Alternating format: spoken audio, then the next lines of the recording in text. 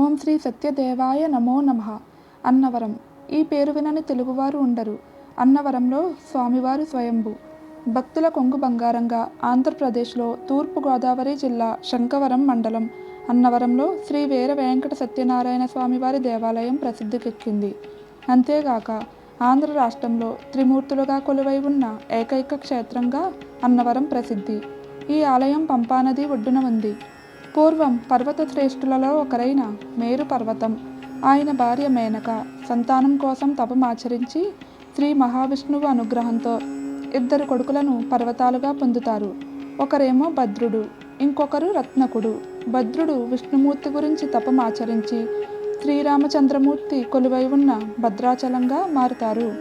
భద్రుడు బాటలోనే రత్నకుడు తపమాచరించి శ్రీ సత్యనారాయణ స్వామివారు వెలిసిన రత్నాచలం కొండగా మారుతారు. అసలు స్వామివారి ఆవిర్భావం ఒక వింతగా జరిగింది. గోరస గ్రామ ప్రభువైన శ్రీ రాజా ఇనుగంటి వెంకట రామారాయణి బహుద్దూరు వారి పరిపాలనలో అన్నవరం గ్రామం ఉండేది.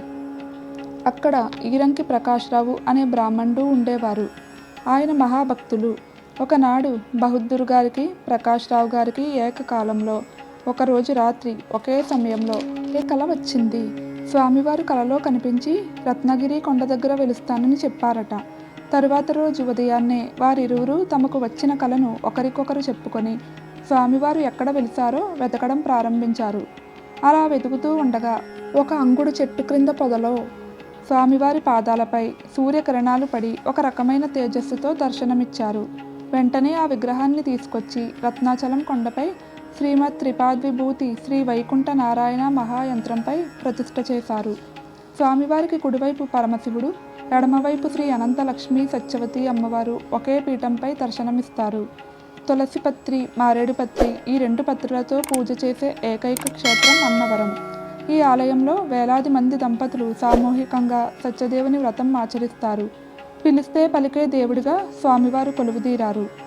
స్వామివారిని దర్శించుకునేందుకు నిత్యం భక్తులు వేలాది సంఖ్యలో వస్తూ ఉంటారు. ఇక్కడ వివాహాలు అత్యధిక సంఖ్యలో జరుగుతూ ఉంటాయి.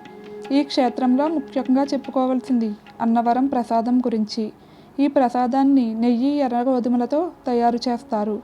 ఈ ప్రసాదం అమృతంలా ఉంటుంది. ఆ రుచి ఎప్పటికీ మరవలేరు.